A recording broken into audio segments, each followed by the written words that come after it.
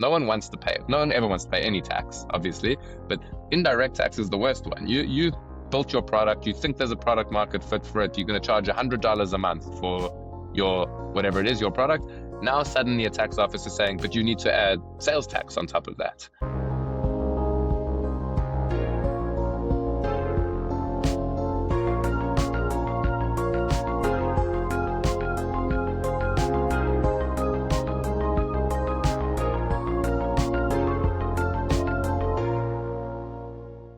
So hi all, welcome back on Olion. That time I'm joined with Gareth Kobrin, so the founder and CEO of Yonda Tax. Hi Gareth, how are you? Thomas, great, thank you. How are you doing? Thanks very much for having me today.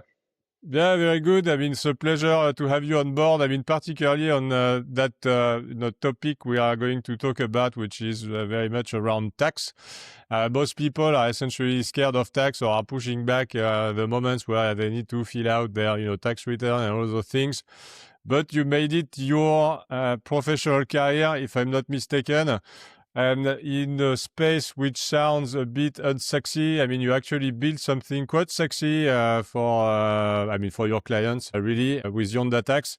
So I can't wait to essentially hear your story and, dig a bit more into your, business journey, particularly on that topic. So it's always refreshing to have like a cool angle to the world of tax. So maybe like to kickstart our little chat. I mean, so you've spent, as I said, like most of your career, if I'm not mistaken, tax, so at Merrill, Lynch, at VAT Global, etc. Now at Yonda Tax, which you founded a few years ago.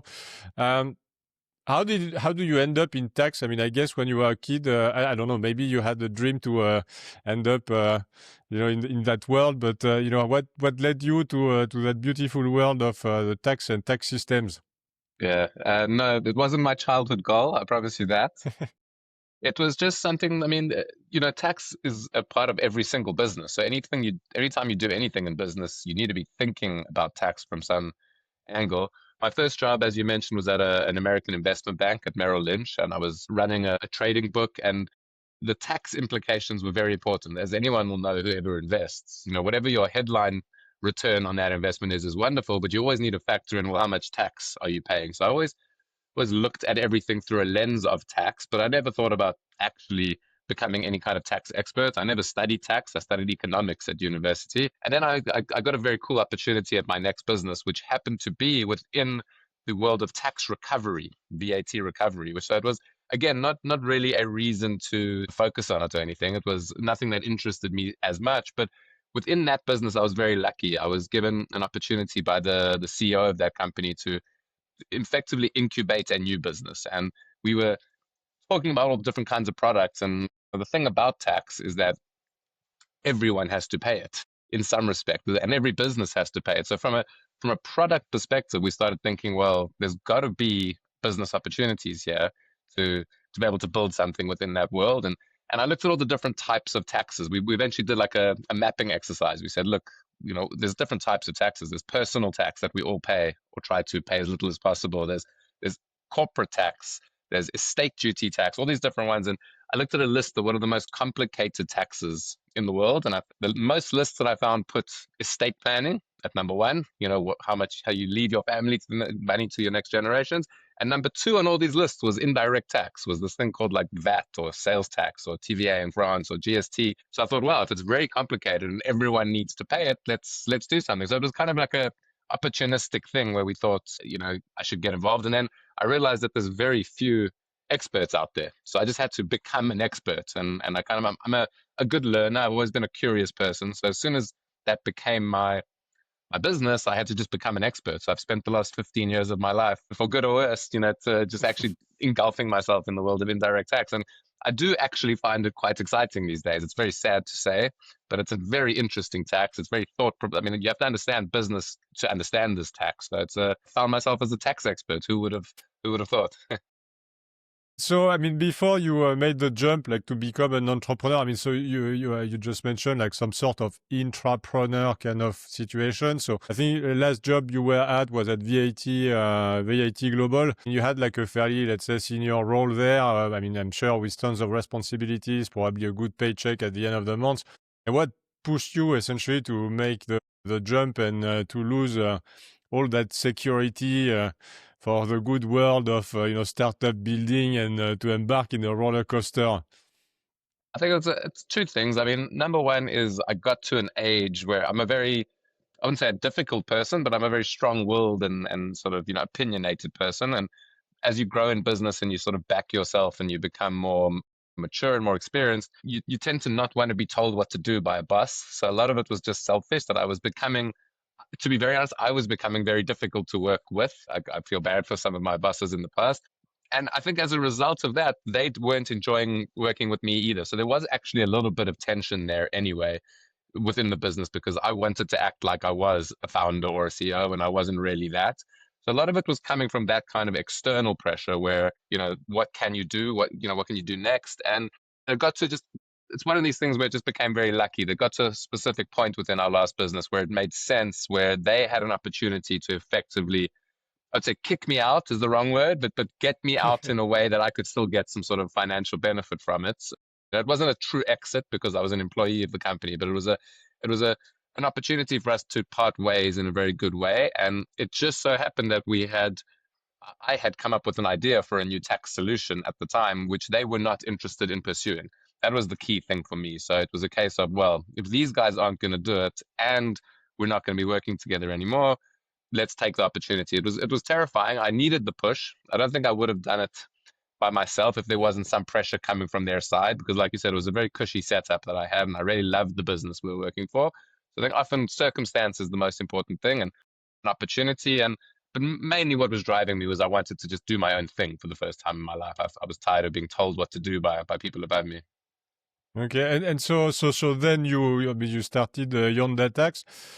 So was it the same project as it is today, or did you learn things where I mean, not necessarily big pivots because it was still in the same sector, but what was the initial idea and initial concept, and also what the context of the creation of the business? I mean, did you start on your own, or did you have like co-founder straight away, or how did this happen?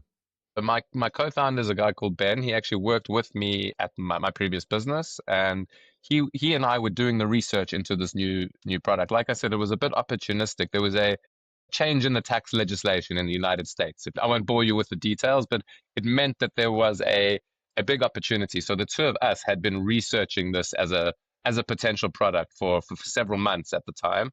Yeah, we thought we had an idea of what needed to be done. We had we knew businesses needed help with this tax. That's what all we knew. We didn't know the different aspects of what that meant. So when you say, have things changed? Absolutely. We didn't know what was involved in actually creating the product and what would create the product market fit that we needed, because what was obvious was that every business that sold across the United States, that's basically what the rule is. If you sold into multiple states in the United States, whether you're an American business or a foreign business, you had some kind of tax obligation. So we thought, great, we'll go and build a product around that. But we didn't really know what that meant until you actually start getting into it and looking at the use cases. So yes, things have changed a little bit in terms of they've become a lot more focused. As I say, dealing with someone's taxes is a very broad term. A product needs to be very specific in many cases. So Ben was the one that actually convinced me to do it. My partner, I had the more experience. I was more sort of on the sales side. He was the technical guy that really understood the product. We did need a technical founder as well. So between the two of us, we couldn't write a line of code. As I said, I was a good enough salesperson. I'd run businesses before. Ben understood everything about the tax that needed to be done. So we did have to find a technical founder, and luckily we did through our network. We had a great guy who joined us. So a lot of things was just kind of fate in a way. Things the stars lined up pretty well, and we managed to get it off the ground, and we got an MVP going pretty quickly because we had worked within the tax space. So we kind of had a good idea of what this thing needed to be. But if we look back at what that MVP was compared to what our product is now, they're light years different, but obviously within the same approach. So I think it's a case of having the right people around you. I would never have been able to do this alone, definitely not. Again, I don't have the skill set, but also just the support that you get from people in the beginning Yeah, is no, for huge. sure, for sure. So would you, I mean, so Ben pushed you to start the entrepreneurial journey, or did you tell him, look, you need to leave your job too? So, I mean, who pushed who? So I was, as I say, in a way pushed out of the business. And I don't want to say it like that because they were very good to me. So they didn't push me out. We had a great sort of divorce, let's say. So, but he was still there. And then when I left, yeah, he kind of said to me, look, I'm still here. These guys are not doing it. Why don't we do it? And I'd come up with a few other ideas that I wanted. I actually wanted to step out of the world of tax. I thought, 10 years in tax is enough. You can't dedicate the next 5 years or whatever it is. But but yeah, I think he was so excited by the role that he took a bigger risk than me. I was already out. He actually quit his job and came to join me to do this. So I give him most of the credit for actually inspiring us to get here. He's the one that should be on the podcast. He's a lot more private. He doesn't like to get out there. But he's the real, as I say, he was the real inspiration for me to at least start the business, which I think is huge. You need a partner who's actually going to be able to push you as well. I push him in many ways as well, but he was the real cause. Yeah, for sure. So what did you not know when you started Yonda Tax, which you hope you knew? Now that it's been a few years, I mean, starting on the lesson learned kind of thing, like, Course. Yeah, look, I think there's kind of product specific things that I could mention that would be great to have known. Like I said, we went down many wrong paths within the product. You do need to know. It comes down to product market fit. We started off building certain features and certain things that were beautiful and brilliant, but never sold. So I mean, I wish I could have known that because we spent a lot of time and energy doing that. I think from a more sort of philosophical approach, if you had to think about it, like what would we do differently? It comes down to it's kind of cliched, but it's focus. It's absolutely focus. When you start a business and there's so much opportunity and there's so many different ways you can go, you tend to try and do everything at once, and which we did to an extent. We were relatively focused, but still, even 4 or 5 things is too much when you're starting a business. Just to really choose one and focus in on it and do it perfectly well. I wish I had done that. It would have we would have been probably 6 to 12 months ahead of where we are now had we done that. And as I say, we built some really cool things, but ultimately there was no product market fit for them, and it was a waste of time. So it's really just choosing one thing to focus on, especially at the beginning of a journey like this. I think is probably what I wish I could have told myself. So now today, I mean, can you describe what Yonda Tax is and what it does, like in maybe like 2 minutes, to give a clear snapshot of the economics or product dynamics, etc. That would be quite interesting. So it's a SaaS solution or a software solution for businesses to deal with indirect tax. Um, Outside of their home region. And that's the most important thing. So we would never help a French business with their French taxes. We would help a French business with their UK taxes or a UK business with their US taxes. So that's the important thing. So we focus only on businesses who trade internationally or across the US because in the US a state is the same thing. So effectively, indirect tax is a tax you add on to your sales price. No one wants to pay it. No one ever wants to pay any tax, obviously, but indirect tax is the worst one. You built your product, you think there's a product market fit for it, you're going to charge $100 a month for your whatever it is, your product. Now suddenly a tax office is saying, but you need to add sales tax on top of that. So they make you go and charge an extra 10%, let's say, on top of your sales price, which you are collecting from your customer. So you're charging your customer 110 instead of 100.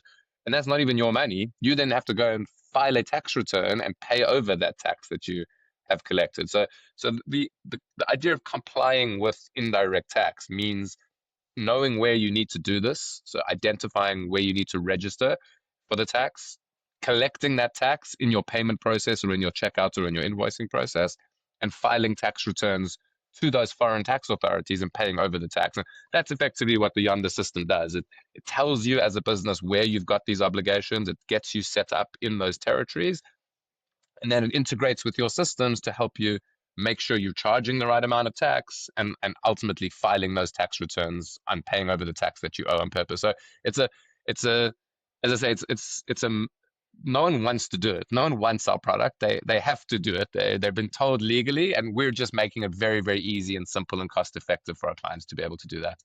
Okay. And so if I'm a UK business, I have like, I don't know, an e-commerce website, what is it going to do for me? So I'm selling in the US.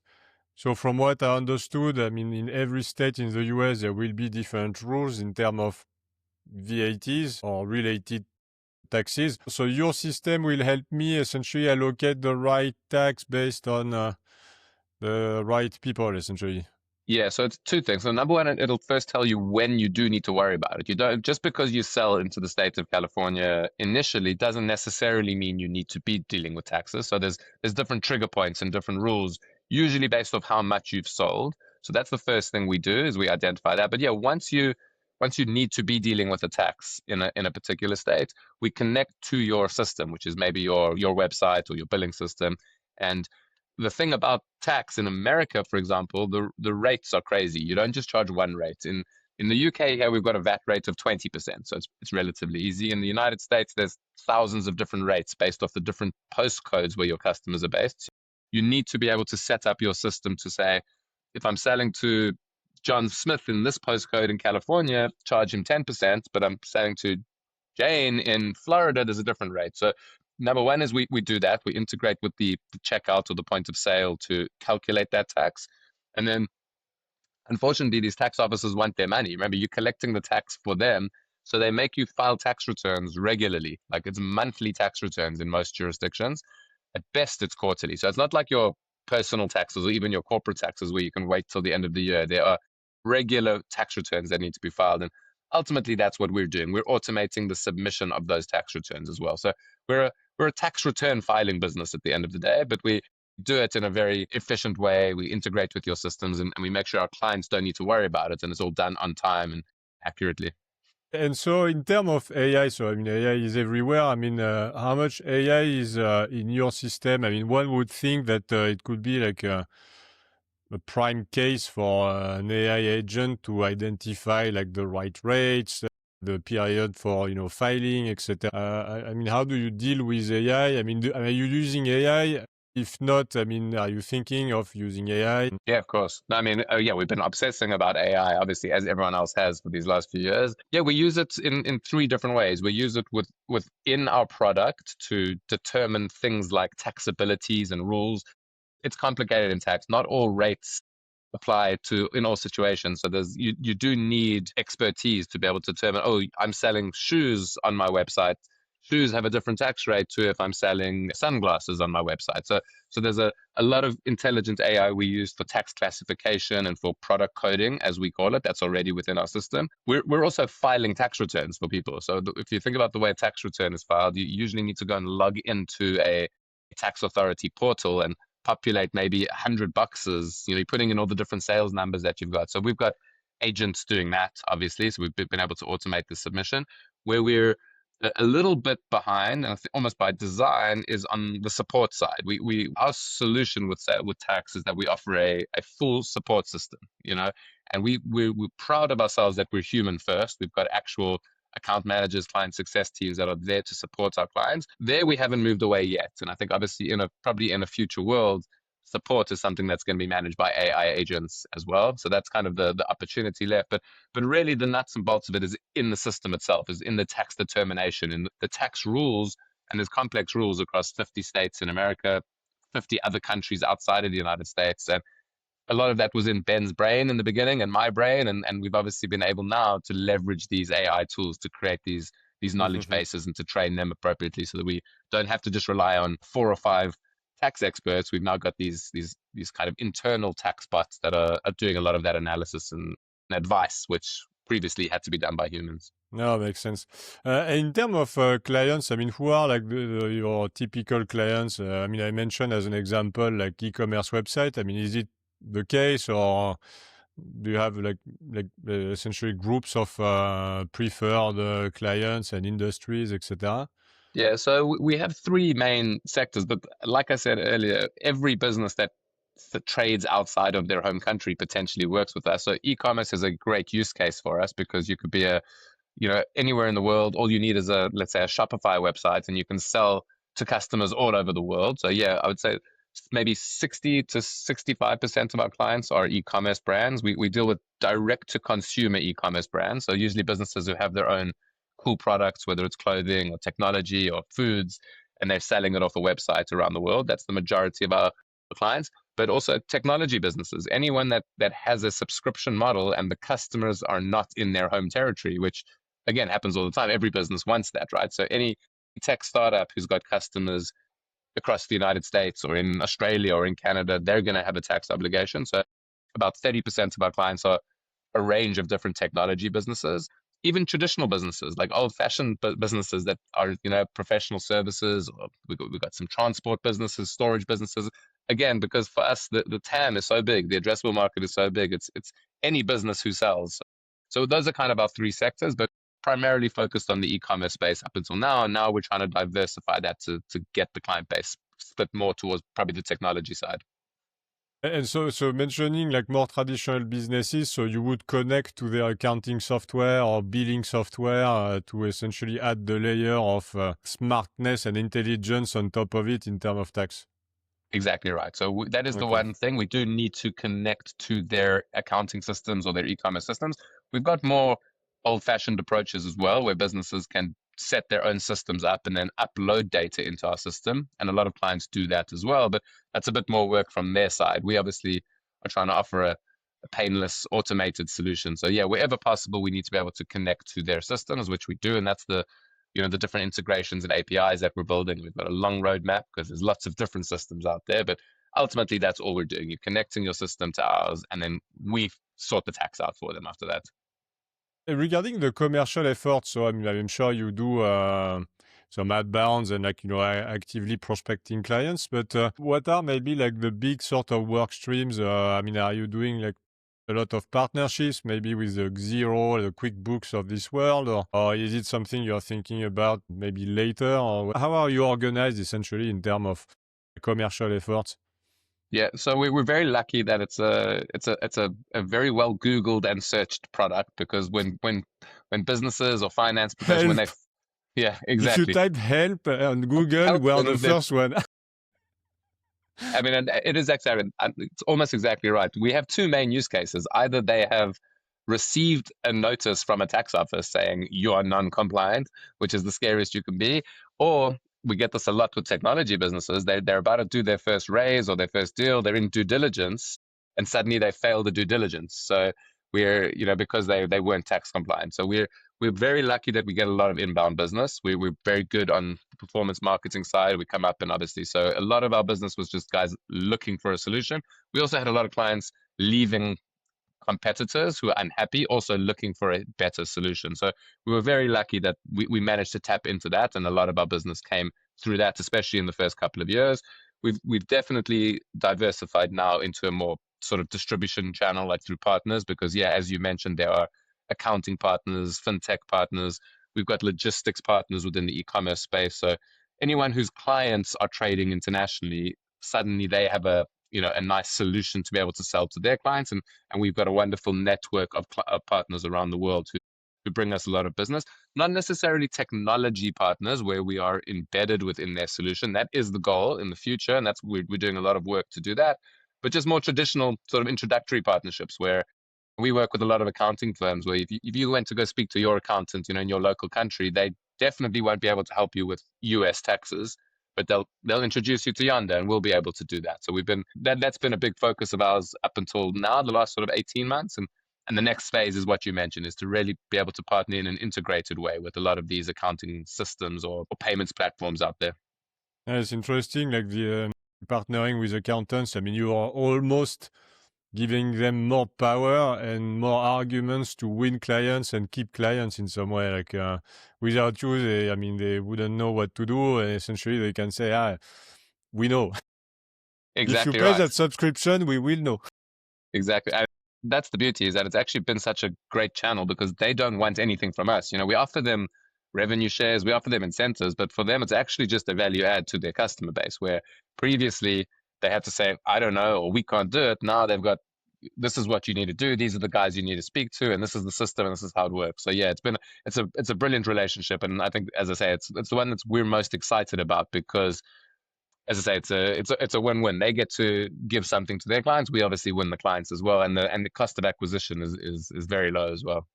Yeah, no, it's a super good strategy. I mean, like Xero, I remember, our accountants essentially had a deal with Xero where we had like just a discount and essentially it pushes like new clients to Xero. I mean, QuickBooks, Sage, etc. They they all do the same. I mean, it definitely works. So, I mean, I guess for you, I mean, it is going to work too. Do you think So you could give me, I mean, numbers or ideas on, your growth trajectory since inception, maybe over the past, I mean, I think things have accelerated over the past like 12, 18 months. And where do you see yourself going? I don't know if you can share, some number, maybe the number of clients. I mean, I don't know if you would share like revenue, for example, but just to grab a bit the sort of scale of your growth trajectory, sure, that would be yes. quite helpful. So we've been trading for about 3 years now, and I think we've been.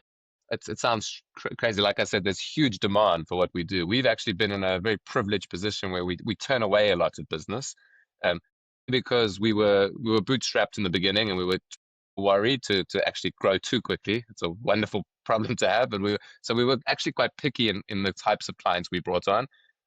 One, because of scale, but two, again, because of the focus issue. We realized very quickly that tax is very complicated, and every business has a different setup. Every business has a different system. So we were turning away a lot of business in the first year, let's say, definitely. So the first year of growth was relatively slow. We signed clients, but we really wanted to build like a product that worked. Second year, things picked up a lot, and we obviously signed quite a few clients. And then third year was where things really took off. We were ready to put our foot down. We could throw money at marketing. So we've got probably close to around 400 clients at the moment. I think we just got our 400th client last month. So we ended 2025 on like 300s. But again, I think we started 2025 with a third of that. So it was really strong growth in 2025 once we were ready to put our foot down.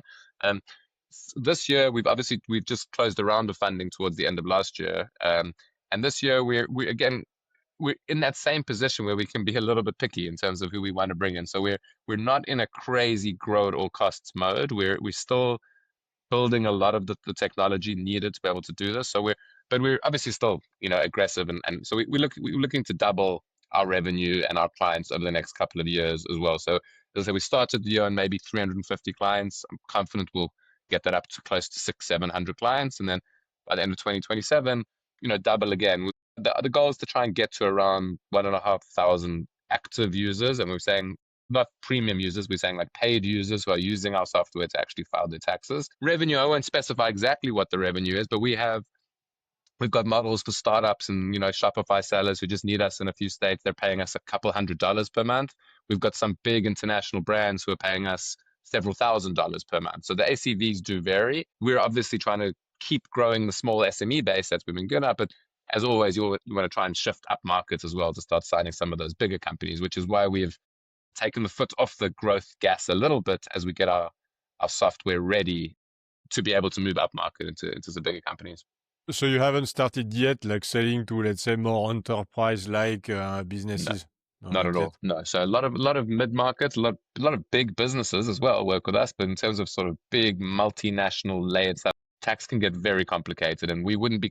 We could probably sell to them. We get a lot of inbound business from those guys. I can think of many brands where I've looked at my partner Ben afterwards and said, "Please, can we sign them?" But like we said, no. Like the rule is we don't sign stuff if we don't think we can do an incredible job, because it is tax. You can't mess up tax. It's like one thing. Like you literally can't make a mistake because you create penalties, you create issues for them. So not yet, but I think obviously that's in our roadmap in the next couple of years, is to get the software where it needs to be, that we can actually start. And that's when we'll move probably more to an outbound targeted sales model. We haven't really been outbounding much at all, as I mentioned earlier. So I mean, I'm always like fascinated to understand how it works. Not that I ever, launched any sort of businesses requiring like a lot of, inbound, but how did you essentially start that, inbound like process? I mean, well, you mentioned quickly like SEO, but SEO takes a lot of time. From what you just mentioned, it looks like you achieved some very substantial growth very quickly, which tells me it's not only the SEO because, I mean, if SEO takes 12 months, I mean, you had already quite a lot of clients after year one. So, how did you start?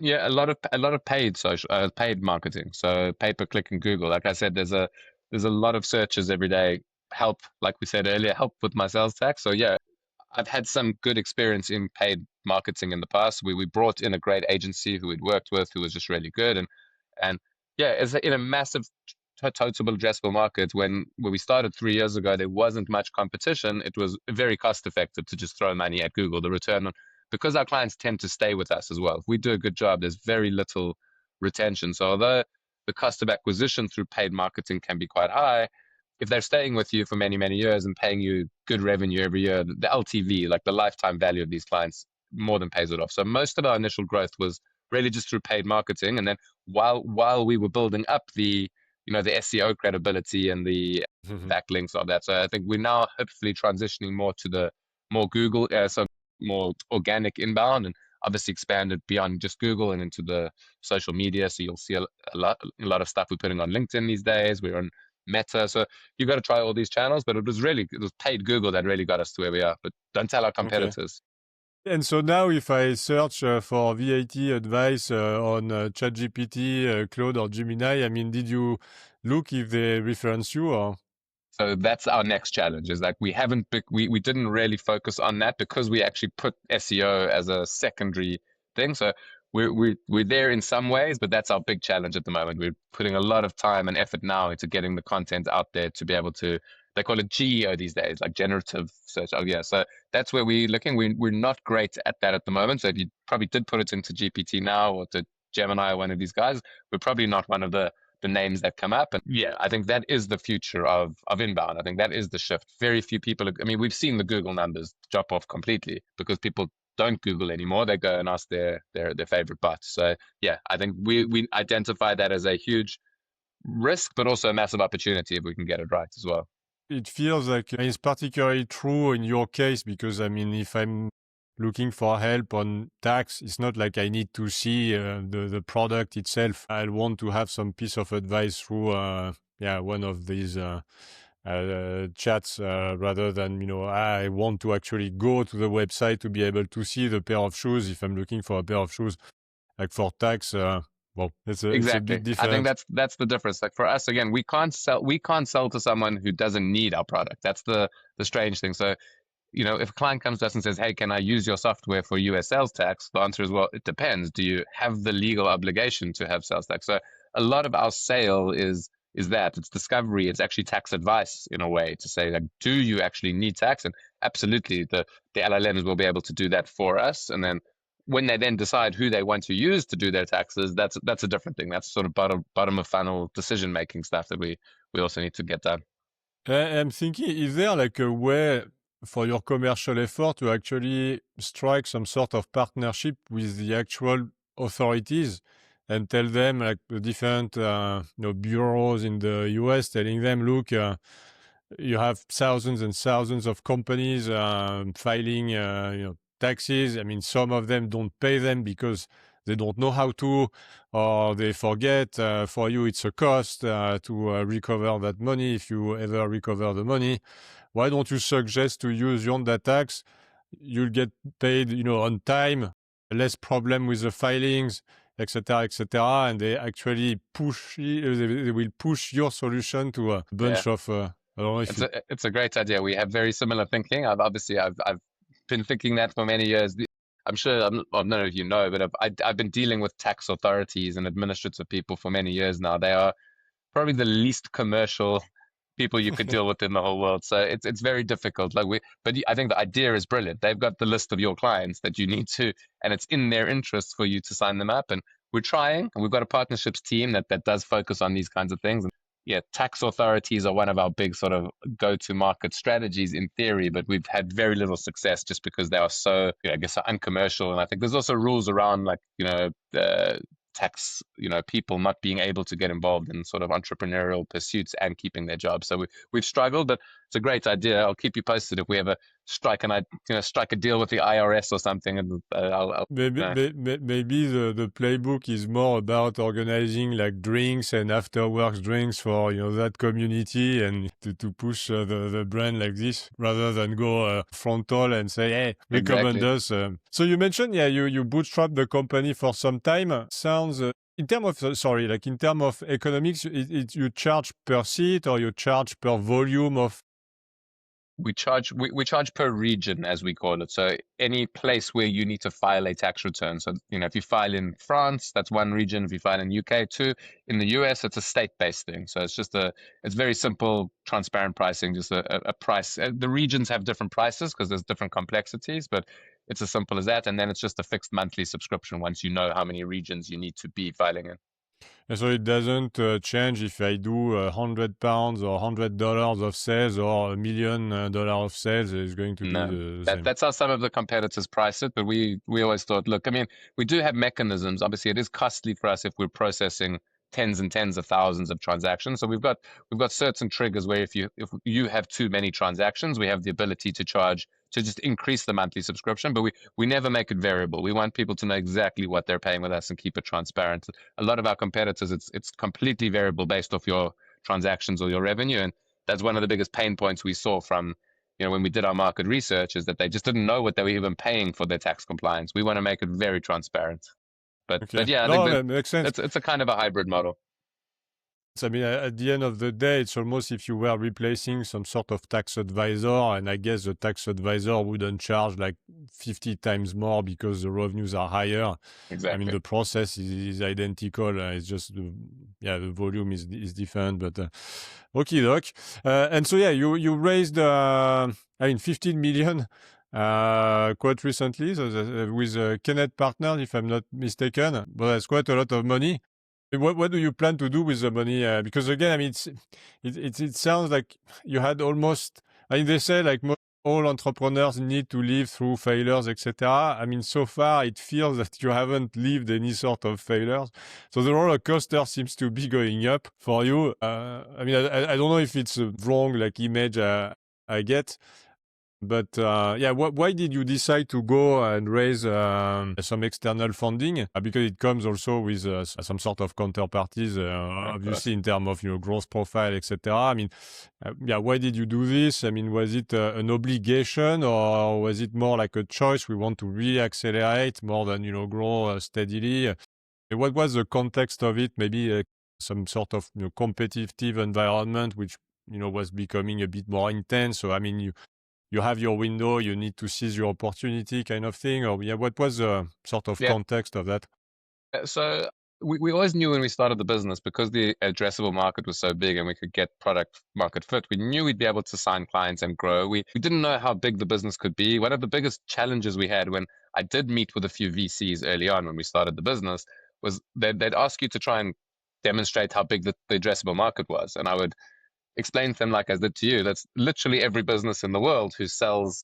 But no one really believed me how big the TAM was. But we knew deep down that the addressable market was huge, and we could always invest in growth at a later stage. But like, as I said, it's very complicated to build a tax product for many reasons. And we needed to make sure that the foundations of the product were good. So we were happy to invest. As I said, we invested quite a lot in growth, again through Google, which was quite expensive, but we always held back a little bit. We turned away clients, like I said. And a couple of years ago, the market realized how big the TAM was, effectively. Like I said, it's a relatively new tax in America, this thing. It's like, we're talking like 5, 6 years old. And I think the word got out, unfortunately, that there's this huge market. So a lot of capital flowed to the industry. So we've got some very impressive startups that kind of started similar time to us, but even after us. And even recently, there've been a couple of startups, even as much as close as last year. So I think that gave us that bit of a kick, like, especially with AI and the force multiplier that AI can be. We didn't want to get left in the dust. We've built such a good foundation, but unfortunately, you do need to invest to keep going. We had a very small engineering team. I was literally doing all the sales myself for the first 2 years.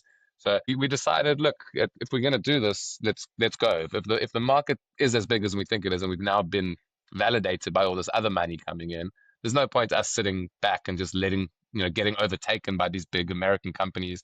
So so we went aggressively to market with the idea of, look, we can actually now really invest in this. So we've quadrupled the size of our engineering team this year, finally. So that's where a lot of the money's going.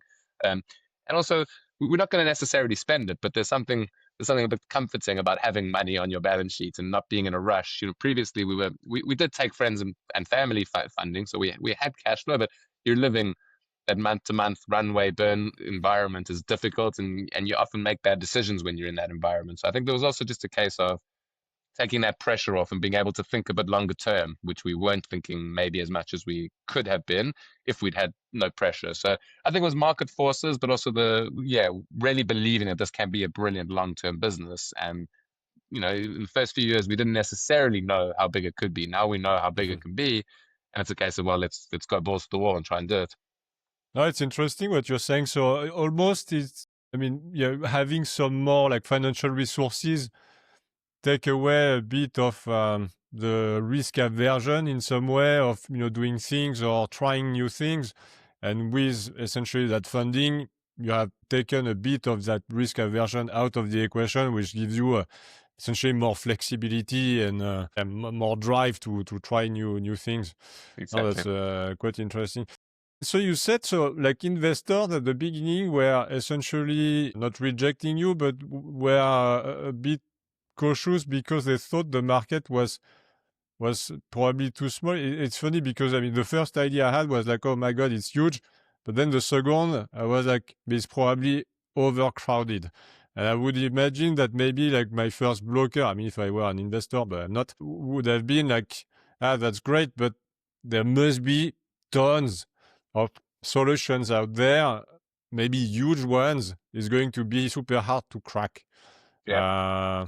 But So that's there not the was. case. So there is an incumbent. There's a big company that was the first to market, and they were excellent, and they grew incredibly well. They're called Avalara. They still are our biggest competitor. So yeah, I think a lot of investors were scared away by that. Can you even take it? And we always said, look, we always equate tax to the world of payments in a way.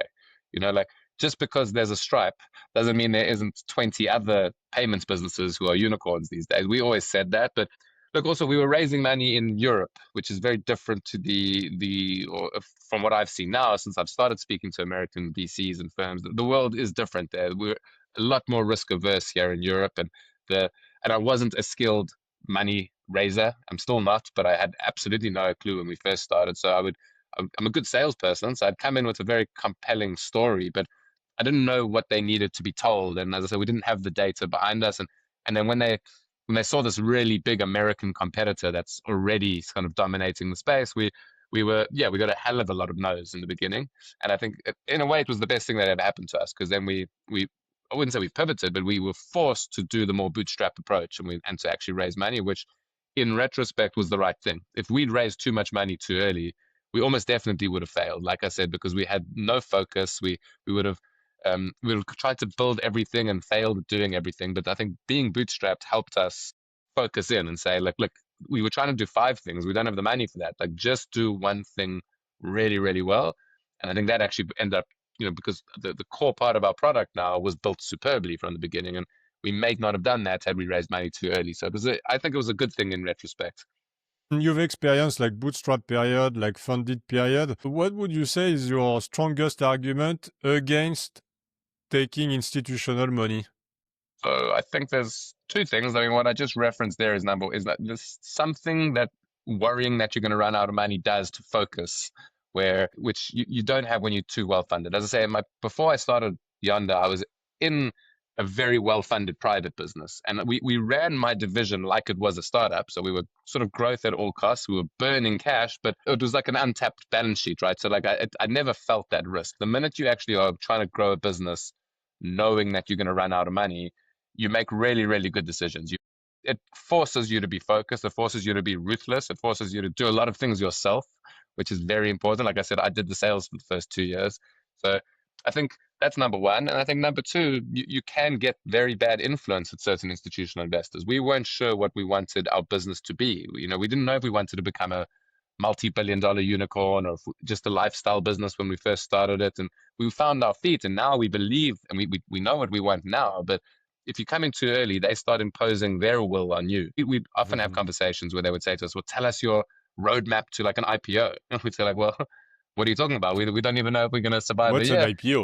Exactly. So I think you can get institutional investors who are brilliant and who really complement your business and add value, but you also get guys who impose their will on you, and that can be very detrimental to your strategy and to your vision as well.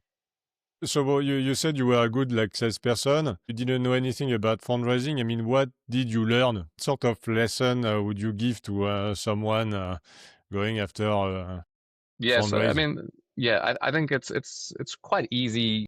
I mean, it's obvious when I say it, and I should have known it, but there's just metrics and data that you just have to have. You have to and firstly understand what they are. I mean, I didn't even know what CAC was when I went into my first, it's my first fundraising interview. So you have to just know your data backwards, and you have to know the data that's relevant to your industry, and then what the investors are currently looking at. So there's always different trends and what's popular and what's not popular at the time, and you have to be absolutely fluent in that and be ready to talk the data, which I wasn't good enough.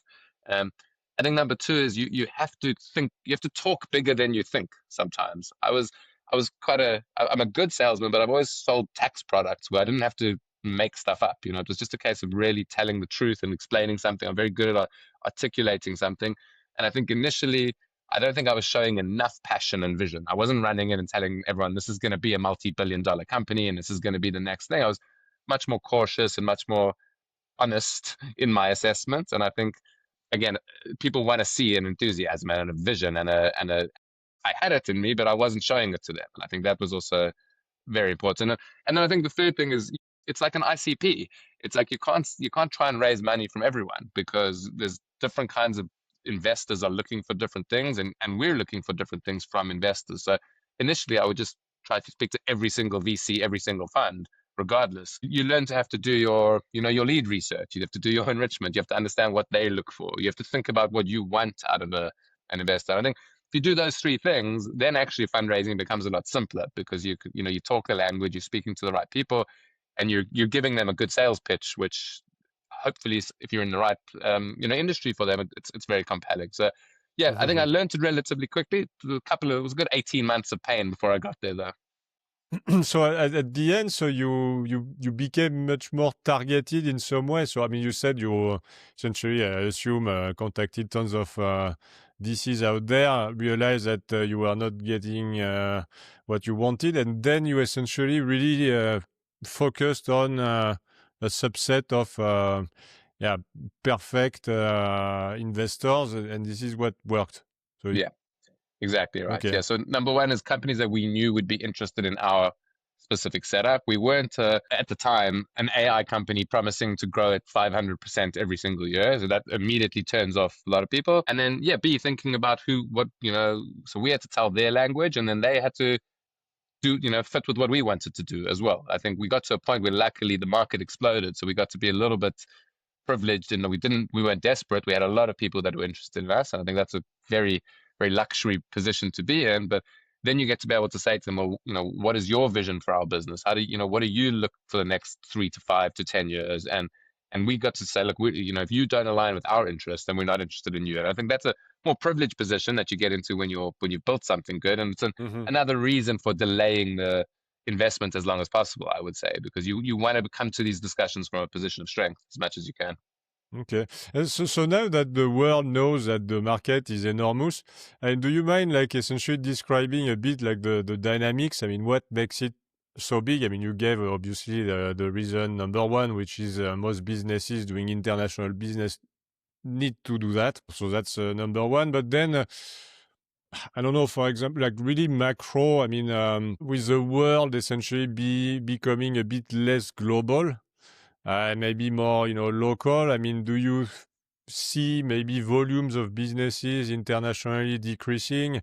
Is it substantial enough to make any sort of difference to you anyway? Because, I mean, well, if you have like an enormous market decreasing by 5% a year, well, it's still big in some way. I mean, how do you see, if you were to take your spaceship and look at the market from space, I mean, what are like the key drivers like moving the underlying market?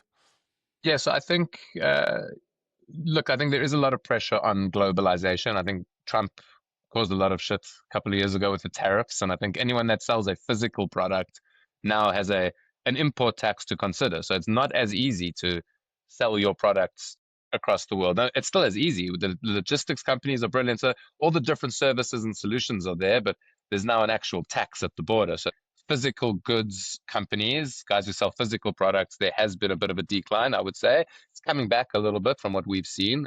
But the beauty of the new world is that everyone thinks they can be an entrepreneur as well, though. So I think we're seeing so many startups being set up that kind of offsets the amount of, the thing.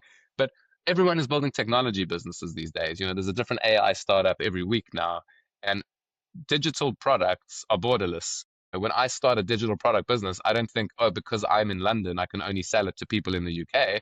I think anyone with the internet can buy my product. I'm going to sell it internationally. Now I've got international tax problems. And I think that's, again, why there is this growth in the demand for this compliance, because every business wants to be a global business if you've got a digital product.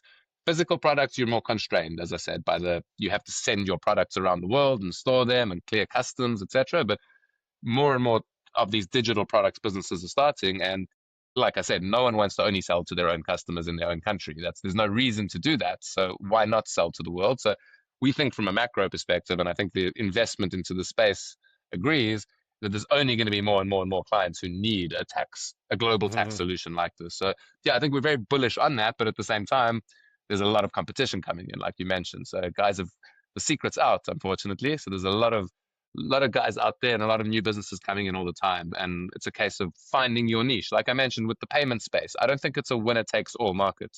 It definitely isn't. There's too much nuance and complexity in tax. You can't build a product that solves every single problem in tax. So it goes to the focus question again. It's just knowing what we're building, who we're building it for. And I think there's always going to be a market for us. So I'm not worried about that. There's other things that keep me up at night, but not the size of the market or any trends on that side. Regarding competition, I mean, what do you fight on? I mean, is it really a pure product thing, like the accuracy maybe, or is it price? I mean, what are the arguments, for example? So when you win clients from Avalar, for example, so the incumbent, like, usually why do they switch to you? Is it because you're a bit cheaper, maybe because you're more integrated, or what are the arguments? There's various reasons. I think one is just how a tax product is built. There's two fundamental ways to build a tax product. You could build something that a business uses as their own tool, like a DIY product, which Avalara did in the beginning.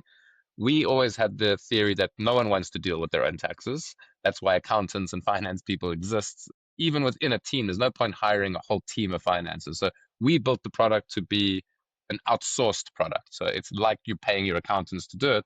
So instead of using our software to do your own taxes, which is how Avalara did it, we built it as that. It's what we call a fully managed solution where we're dealing with the taxes for you. So that was a very big differentiator for us initially. Some of the new startups have also sort of cottoned onto that, so that's not we're not the only ones doing that. And then there's again this technicality within it that is going to be too difficult to explain. But when you're dealing with the complexities of tax and multiple systems and the way you need to process data, ultimately it comes down to accuracy. You want to be able to promise a client 100% accuracy with tax returns and on time. So efficiency and accuracy. And we believe we've got the secret sauce for that. And because we've been doing this for 15 years, you mentioned earlier kindly that I don't seem like I failed a lot at my last business in tax. We failed miserably at many things that we did. So I learned a lot from that and what businesses need. And so I think we just bring the most deep expertise into the market. Most of our competitors are brilliant tech businesses, unbelievable tech businesses, but they're not tax people like us. With AI, it's pretty easy to build like a very good workable solution for very specific use cases, but you need to really understand tax and the nuances and the difficulties. And I think that's where we've actually been a bit ahead of the game, is that we've seen things that other tech companies didn't see because they didn't really understand the tax. They didn't understand where the tax rules were moving, etc. So it's as I say, we sell because we're likable people and the product looks good, but I think we win business from other clients, from other competitors, is in the accuracy. The minute you've messed one tax filing up for a customer, you Yeah, they lose are all unhappy. credibility. And then, so then that's our promise to our clients, is like, it's A, you're not doing anything, which I said is a huge plus. And B, we're doing it for you and it's perfectly accurate. And I think that as a sales pitch has worked very well so far. Okay, no, no, make a lot of sense. And so, in terms of teams, so well, I mean, you built your own expertise, obviously, over the years. But are you hiring, or do you already have in the team, maybe purely tax experts to essentially help in, building the product, changing it, etc. So that's the first question. Second question: if you do need those people, does it make sense to have them, internally, or maybe just use their expertise on a one-off to build a new feature? So how does that work Yeah. in that world? So the answer to the question is yes. majority of all of our first hires were actual tax experts. I include myself and Ben. So the two founding partners were tax experts. And I look around the team now, there's 30 of us. More than a quarter would consider themselves tax, I wouldn't say tax experts, but tax first. They do know the tax. We make sure we hire people who have a proclivity for it.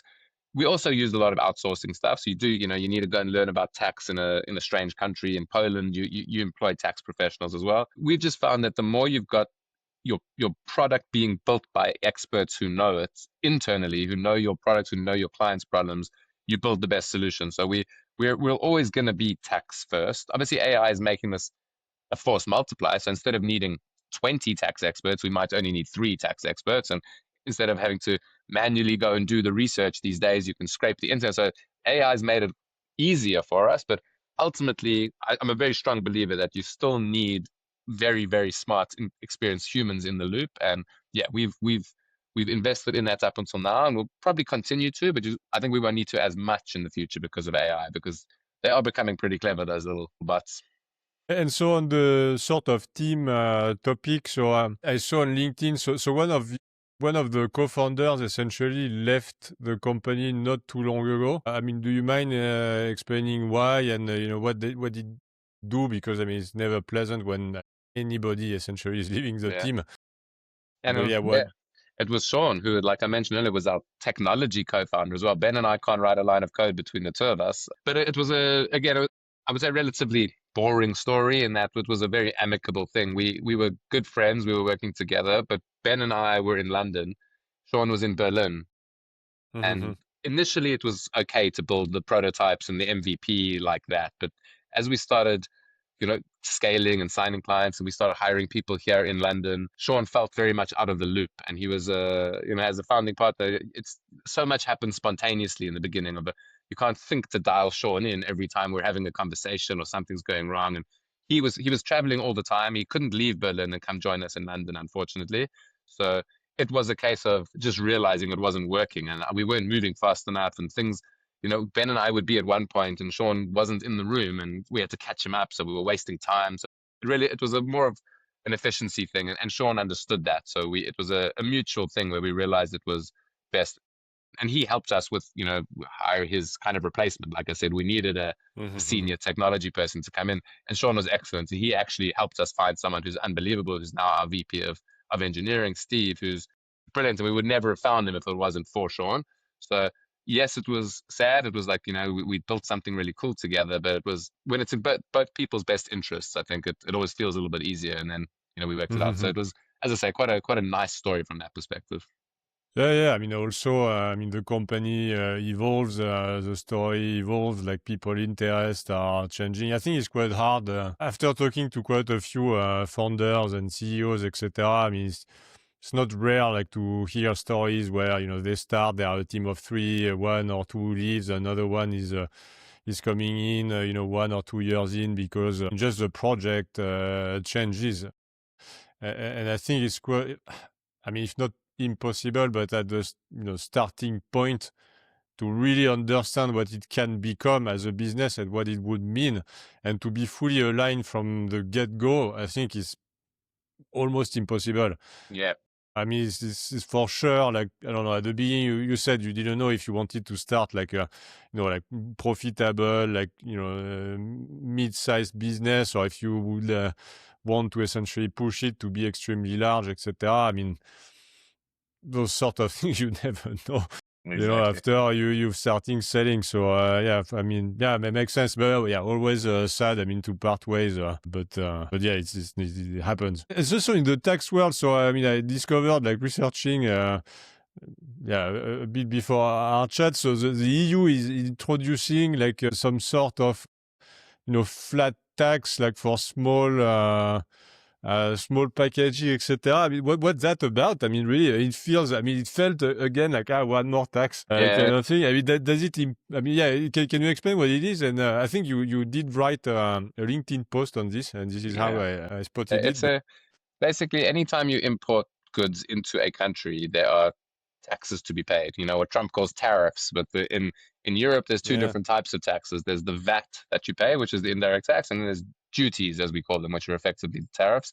But the EU always had a rule that if the package was less than 150 euros, they didn't charge you the duties. They charged you the VAT, but they didn't charge you the duties, for various reasons. There was reasons why that made sense, but what happened was the EU was flooded with cheap goods from places like China, where they weren't having to pay this tax, and the EU believes that that's a little bit unfair on local businesses. So what the tax is supposed to be is a tax on these foreign sellers who are flooding our markets with really, really cheap products and could get it in. This extra €3 now per package is going to be charged effectively. So for anything less than 150 euros, a €3 tax is chargeable. And what it's meant to do is really discourage foreign businesses from sending really, really cheap things in. So, if you're sending in a €10 product, which a lot of, when you go on Amazon or one of these places and they send stuff to you, you can be buying something for £4 or €4. Now they're charging you a €3 tax on top of that. So the goal was a very protectionist move to protect European businesses from external forces. Unfortunately, a lot of European businesses buy their products from outside of the EU anyway, and they're getting hit with this €3 tax. So, like a lot of things politicians do when it comes to business, they don't really think it through. So, yeah, what's happening is from July of 2026, there's a €3 tax on every product that comes into the EU. That's the shipment is less than 150 euros. What does that mean? It means that the cost of selling to Europe is now €3 per package more expensive, and ultimately prices are going to go up. I mean, these e-commerce businesses work with really low margins. Even the guys who are selling good clothing, their margins are very small because it takes a lot to manufacture and to ship around the world and insure everything. There's a question of, well, who pays that extra €3? What they could do is they could sell their product for the same price, but now their cost has gone up by €3 per sale. Most are not going to do that. Most are just going to pass it on to the consumer, and you're Mhm. then going to see inflation. So I think my post that you're referring to, I was quite critical of because I love cheap goods. It's very nice to go on the internet and buy things for cheap. I don't care that there could be a European business selling it for more. This is capitalism. I believe in free markets, etc. So I think it's a move that they've done, and we'll see how successful it's going to be. But I feel like it's going to end in inflation, but inflation in a very specific place in the market. So like there's going to be things that used to be really, really cheap for us are going to be a little bit more expensive from Mm. July onwards here in the EU. And then we'll see if they change their minds after that. But don't you think it's a way to disguise essentially an increase in tax? Like they say, it's to protect the local businesses.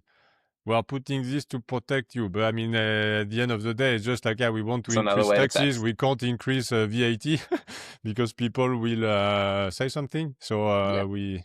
I mean, it definitely is. Obviously, all taxes are that at the end of the day. The tax authorities want revenue, but there's two ways to tax. You either tax the company or you tax your citizens. This is ultimately going to be a tax on their citizens rather than a tax on the companies. And I think that's where a lot of people are unhappy. It's more expensive for I'm not in the EU anymore, but for you guys as EU people, it's an extra €3 per shipment. Yeah, so yeah, it's definitely a tax raising exercise, but they don't think it through. Who are they taxing? The individuals, not the businesses, who they should be taxing. So what does it tell you about the state of our society, where essentially when Trump said, we increase like tariffs by 50%, essentially like the population there was like, yeah, come on the US, blah, blah, Yeah. blah. But they didn't realize that, at the end of the day, you are going to pay the price increase. I mean, same thing with what you just explained. I mean, what does it tell you about us as, Yeah. consumer? Well, I think most consumers are quite ignorant to how taxes and things like this actually impact us. Not many people think about the fundamentals of economics. I happen to study economics, so I think that way, but most people on the street don't think about that at all. Like politics has become so divisive these days that if your favorite politician is doing something, it must be right without actually. Back in the old days, you used to actually criticize our leaders and say this was a stupid idea. These days, it's just a case of, like you said, yeah, I'm a Trump fan. Trump wants tariffs. I love tariffs, and the same with the EU. Yeah, I think it is a problem. I think, but again, people are going to realize soon that they need to be smart about these kinds of things so that they can, and things like taxes, which is the only lever a government has these days. No government cuts spending as they should, but they're too scared to cut spending. So all they can do is tax. So I think this is not going away. And I think the more people understand how tax hikes and tax changes impact them, both business-wise and personally. I think you Uh, become a lot more of a savvy person. You get to sort of, and we've seen the UK has had tens of thousands of people leaving the UK because of the tax reforms here. Often these politicians don't think through. They, like I said earlier, they're not business people. These guys, they're in the game of winning votes, and that's all. Even business people, I mean, with my French heritage, I'm thinking about like the French Revolution, and I'm really thinking, when is it going to happen? Because when you start thinking about tax, personally, it makes me like I want to throw myself through the window. Really, like when you start thinking, okay, you are being taxed on your income, you pay your VATs, then you pay taxes for your TV, for I mean everything really. Don't When you start thinking about how much you pay, seriously, there are a lot of reasons like that would push you in the street. Like, Completely, yeah. Luckily for the governments, most people don't think about it. I think that's what they hope yeah. for, is that people are just so busy fighting about other bullshit in the world that they don't think about that. If they did, you're right, people would be in the streets, I think, in a lot of these countries. Yeah, Thanks for them. There is TikTok, essentially brainwashing and exactly. killing all sensitivity. So thanks to TikTok, they are, yeah, still there. No? Yeah.